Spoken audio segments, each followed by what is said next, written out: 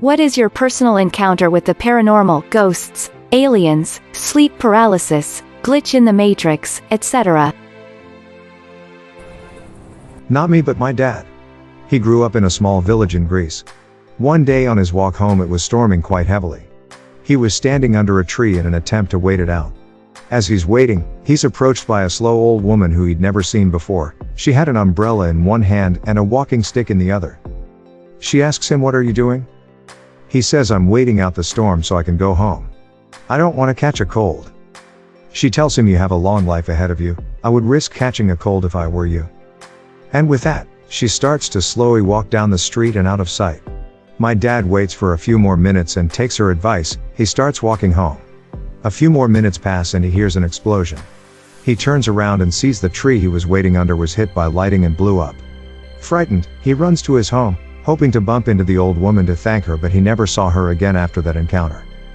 He's convinced she was a paranormal being since he never caught up to her that night, even though she was so slow. He had never seen her in the village before or after that moment, and no one knew who he was referring to when asking around for her.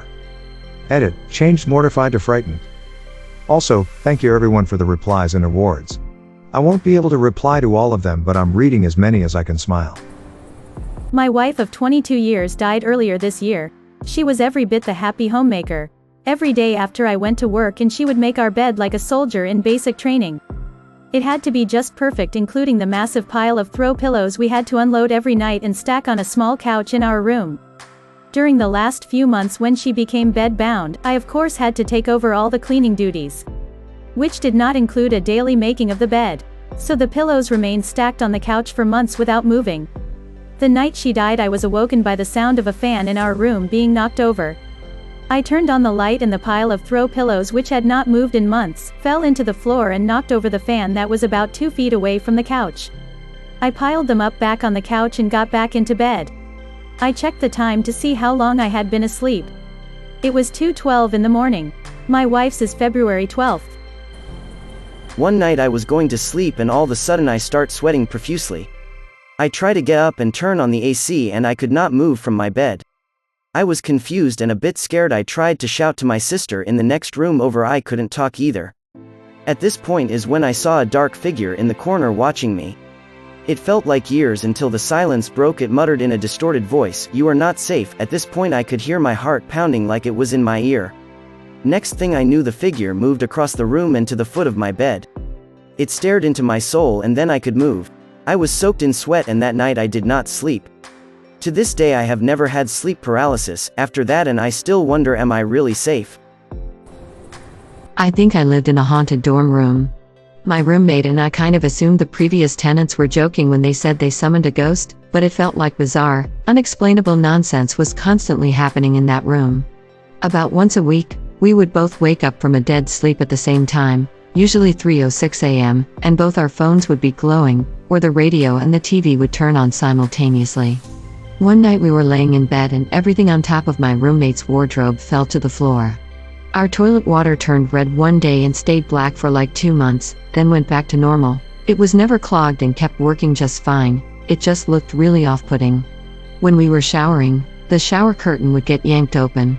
Over spring break, I was one of maybe 12 people staying on campus. I woke up one night to loud snoring coming from my roommate's empty bed. I laid as still as I could for what felt like forever until it finally grew quieter and quieter, terrified of what would happen or what I would see if I rolled over. It was constant, and always felt creepy and slightly malicious, like the ghost was just beat with us. One afternoon though, that changed. I'm not a napper, like at all, but that day I just really needed a nap. I curled up under a blanket at the foot of my bed facing the door. At some point, I very groggily woke up and could tell someone was in the room, watching me. I was scared at first, but when I opened my eyes, I saw the vague outline of my grandpa standing in the doorway. It was like a wave of relief. I felt so safe and comforted by his presence. That semester was really challenging for me, but it felt like he was checking in to make sure I knew I would be okay. I've never shared that with anyone, because I just knew it was him. There wasn't like cool concrete proof or anything. But all the weird beep from our other ghosty friends stopped after that. When I was little, maybe 5, I would walk into my parents' bedroom to crawl into bed with them. Many times when walking into their room, I would see a young girl in a white dress standing at the foot of their bed. I would be paralyzed with fear, but being young I don't think I understood what I was seeing. I would take agonizing steps forward until I could crawl into bed and then cover myself completely in their blankets. She never moved, spoke or acknowledged my presence. She was just there. Just recently, about 2 weeks ago, I was on my way to Home Depot when I arrive at this stoplight. After sitting there about 15 or so seconds, the light turns green. As soon as it did, I felt like I couldn't move at all. I don't know how to explain it, but it felt like if something was telling me to not go just yet. After about a second or two, this red Ford Explorer barrels through the intersection, running the red at what must have been about 50 miles per hour. IDK how much exactly, but it went ridiculously fast. After the car sped through the intersection, I could move again. I don't know what that something was, but had it not been for that I would have probably not been able to tell you all this little story. We lived in the same house with my grandparents. I was almost 3 years old when I walked into the kitchen where Grandma and my parents were just talking, and I said, "Did you see Grandpa? He has just flew away." A few minutes later the phone rings and you can guess the rest. I don't really remember OFC. But Grandma says that anytime she thinks about that, it's a relief, because it reminds her that there is something on the other side. I am not into spiritualism or anything, but I am glad if it helps her, and I think the story is kinda creepy. 1 week after my great-nan passed away, I, 3 at the time, told my mum that I had seen her in my bed and she had told me to tell my nan, her daughter, that she was okay now. I don't think I could even comprehend death, so spooky stuff. I have so many stories about this. My whole town is haunted. So haunted that Town Hall hired an investigation crew to come live here, and then dedicated an entire section in our library to the town's paranormal activity. My favorite, and most terrifying story is about the fog monsters. We get this Silent Hill-esque fog every now and then, and according to local legend, the silhouettes of figures can be seen when peering into the fog. Most people recount seeing the silhouettes of children and young adults believed to be settlers from the 1700s. There are these 2 figures in particular though that earned their own stories. One of them is a quadrupedal hound. They're massive, easily 6 feet tall, standing on all fours. The other seems to be a little girl, but what's notable about her is that only her dress really seems visible. Like you can make out her shape and outline just fine, but looking directly at her limbs or face seemingly makes them disappear while the floating dress stays. Although these figures seem dangerous, there hasn't been any reports of them actually hurting people. In my experience, they actually led me home when I was lost one day. I wasn't near them, but there's like a wave of fear that comes over you when you see them, that just screams, "Go the other way." While I was lost, they seemed to group up and completely block off the roads, standing still, just staring at me. I got home by just going down whichever roads they weren't on. So in a sense, they seem pretty benevolent, but they might just have a strong sense of community, as I do live where they did. Back to the 2 special figures though, there's a legend of the girl visiting you in your dreams. Mostly appearing in the dreams of children, she beckons you into the woods to play with her. When you wake up, you get a strong urge to go back to the place she takes you in your dream, but apparently, nobody who returned to the woods while awake has returned. A lot of people who dreamed of her reported that they've seen her commune with animals, and has sometimes been seen with the quadruped. That leads me to believe that the quadruped is actually this lady's pet. Maybe not, but it's in my head canon for these guys. But these aren't what all the stories here are about. As an example, we have trails out in our woods for 4-wheeling and dirt bikes. Sometimes while walking down one, the path straightens where it shouldn't and eventually leads to an opening in the woods.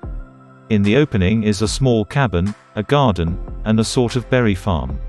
Like the kind that's in a dugout pit and gets filled with water for an easy harvest. Legend says that a witch lives in the cabin, but the place is difficult to find. As a child, I tried mapping out all of the woods here to find it, but have only ever been there twice, and both times were by accident. Anyway, this is from the town of Chester, New Hampshire. I can't say for certain that you'll encounter anything if you come here, but almost all of the residents have. Check out the library sometime if you're in the neighborhood. Edit. Fixed a few spelling mistakes. Once I ate at Applebee's and both the food and the service was good at the same time. Growing up, my sister and I were good friends with our neighbor, Matt, who had a dog, Molly. Molly ran away one day, so the three of us set out into the nature preserve behind our houses to look for her. Matt's brother, Chris, set out separately. In the preserve is an old dam/mill from the 1700s that is rumored to be haunted. When we got to the mill, we saw Chris and the dog on the other side of the river, maybe 30 yards away. "Matt, I got her, I'm bringing her home," Chris yelled. But something didn't feel right, and the three of us gave each other that look. We headed home knowing Chris would be a bit behind us since he'd have to go a mile or two out of his way to cross the bridge. When we got home, there was Matt's mom and the dog. She was under the porch the whole time, she said. A little while later, Chris showed up, having never even gone into that part of the woods. When I was 19 or so, I had moved into my first apartment alone. I got all my furniture from the thrift store next door. They were pretty good finds too. My favorite was a pair of red armchairs that I'd often fall asleep in while reading. One night I woke up and there was a little girl sitting in the chair across from me. My lights were still on as I had fallen asleep reading, and I could move around, so I don't think it was sleep paralysis. She started playing peekaboo, and so I played back. When I removed my hands after the third time, she was gone. I did have sleep paralysis at least 3 times a week in that apartment, but it was nothing like that night playing peekaboo. It's kinda a family thing, mostly the women, but my mum and I tend to off and on have dreams of futuristic events prior to the fact. May your day be filled with joy and happiness. And please remember to like, share, and subscribe for more quality content every day.